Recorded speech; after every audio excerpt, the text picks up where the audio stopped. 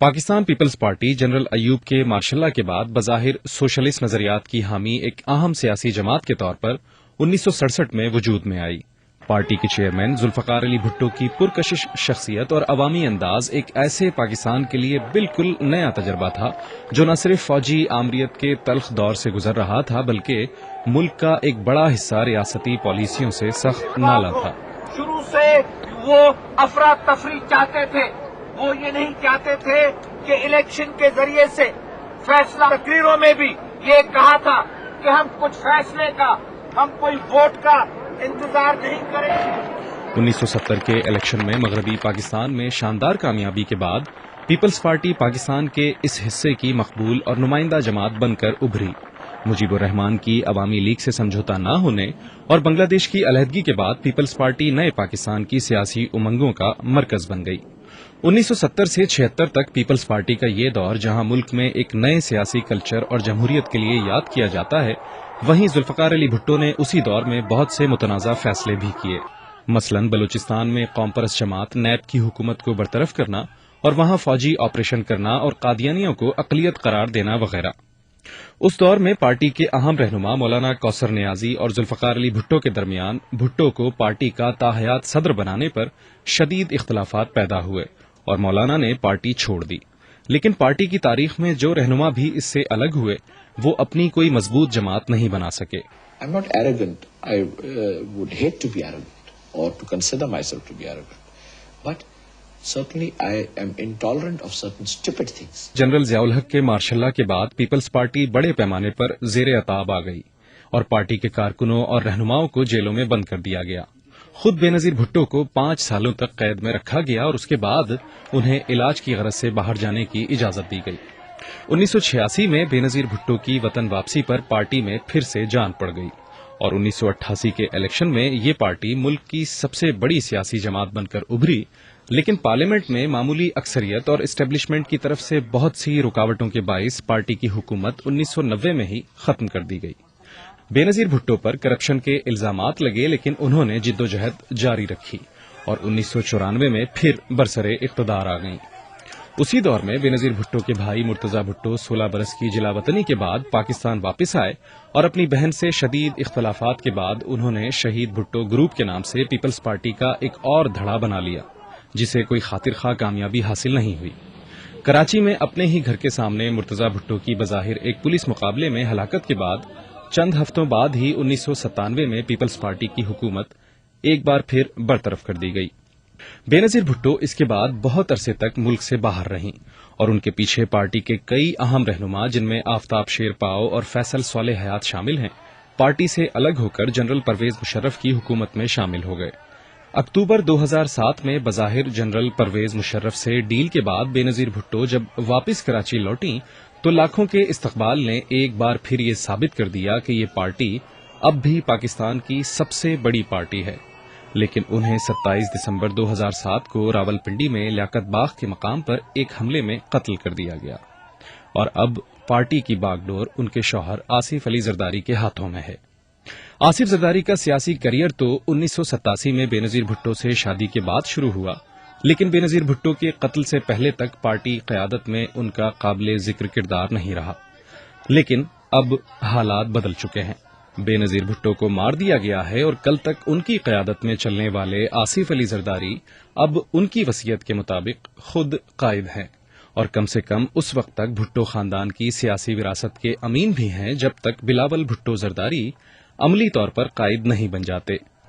لیاری کے ککری گراؤنڈ میں اپنی شادی کی تقریب سے لے کر گڑھی خدا بخش میں چہلم تک اپنی بیوی سے وفاداری کا برملا اعلان کرنے والے آصف علی زرداری اپنے نئے سیاسی کریئر کے لیے کتنے موزوں ہیں؟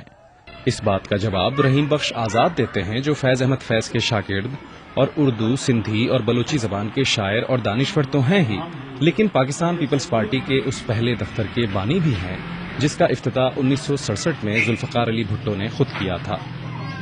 میرے خیال فیصلہ تو بہتر ہے کیونکہ اور ایسا آدمی تو تھا ہی نہیں، وہ پارٹی کا جو اسٹرکچر تھا اس میں تو کوئی ایسی گنجائش نہیں تھی کہ صرف جو ہے وہ بے نظیر ہی تھی جو سب کچھ کر رہی تھی، تو وہ متبادل کے لیے بھی جو ہے وہ فیملی کا ہی اسٹرکچر کو وہ چلانا چاہتے تھے.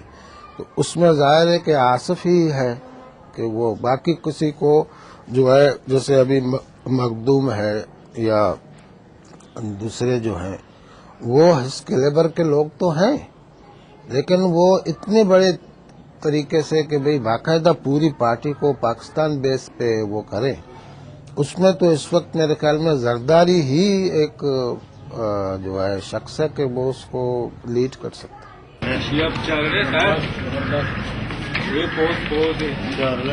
شہری جمہوریت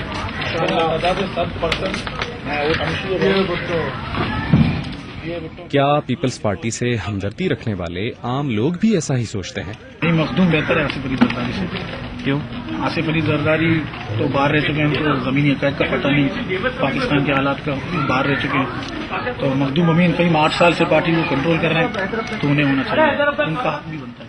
ماں کو سب زرداری بھی آپ کا مطلب ہے کون ہونا چاہیے؟ زرداری زرداری ہونا چاہیے. ہاں زرداری ماں سے زرداری بھی کیوں کیوں ہونا چاہیے؟ زرداری کو کیوں ہونا چاہیے؟ کیوں ہونا نہیں چاہیے؟ اس کا بیوی گیا، یہ حکومت کے لیے غریبوں کے لیے گیا، صحیح ہے نہیں غلط ہے. آصف علی زرداری اپنے سیاسی کریئر کے آغاز سے ہی متنازع رہے ہیں. 20 برس پہلے شادی کے بعد انہوں نے بے نظیر بھٹو کے ساتھ 2 بار حکومت کی، لیکن ان حکومتوں کی برطرفی کے بعد ان پر کرپشن اور دوسرے الزامات کے تحت 18 مقدمات بنے. اگرچہ ان میں سے کوئی ثابت تو نہیں ہوا، لیکن ان کی وجہ سے انہیں کل 11 سال جیل میں گزارنا پڑے. پاکستان میں کسی بھی دوسرے سیاسی رہنما نے اتنی طویل جیل شاید ہی کاٹی ہو. لیکن پھر آصف علی زرداری کی شخصیت پچھلے 2 اشروں میں اتنی متنازع کیوں رہی اور ان پر مالی کرپشن اور دوسرے جرائم کے الزامات کیوں لگے؟ عورت جو ہے وزیر اعظم جب بنی مسلم دنیا کی پہلی عورت، تو اس کے شوہر کو باقاعدہ ایک مہم کے تحت اس کو بدنام کیا گیا، اس کا ایک خراب امیج پیدا کرنے کی کوشش کی گئی. گو کہ وہ ایسا نہیں ہے، کوئی ثبوت نہیں کر سکے ان کے بارے میں. اور شادی جب ہوا اس زمانے سے لے کے اس کے بعد تک جس طرح ان کے خلاف پروپیگنڈا کیا، جس طرح سے اس نے مقابلہ کیا، اس سے تو اس کی سنجیدگی تو ظاہر ہوتی ہے. جس وقت بی بی پہلی مرتبہ وزیر اعظم ہوئی تھی تو اس کو زیادہ تر یہی لوگ کہتے تھے کہ بھئی تمہارا قصور ہے ایز ایک شوہر کے کہ تم نے اپنے بیوی کو وزیر اعظم بننے کیوں دیا. اگر تم چاہو تو ہم تمہیں وزیر اعظم بنائیں گے اور بیوی کو تم بھلے گھر بٹھا دو. مطلب وزیر اعظم تک کا اس کو آفر آیا. مطلب 93 کے ایک انٹرویو میں بھی بے نظیر نے اس کا ذکر کیا تھا. حافظ محمد صدیق پرانے سیاسی کارکن ہیں. وہ ایک اور بات بھی کہتے ہیں. میرے ذہن میں مسئلے 2 تھے. ایک مسئلہ تو یہ تھا کہ بے نظیر جیسے سندھ کے لوگوں کے دلوں کے اوپر حکمرانی کرتی ہے، وہ شہزادی سمجھتے ہیں، رانی سمجھتے ہیں. اس کے ساتھ ایک آدمی کی شادی ان کے لیے حسد کا سبب بنی، جو فیل ہوتا تھا. دوسرا مسئلہ تھا کہ وہ بنیادی طور پہ جاگیردار نہیں تھے.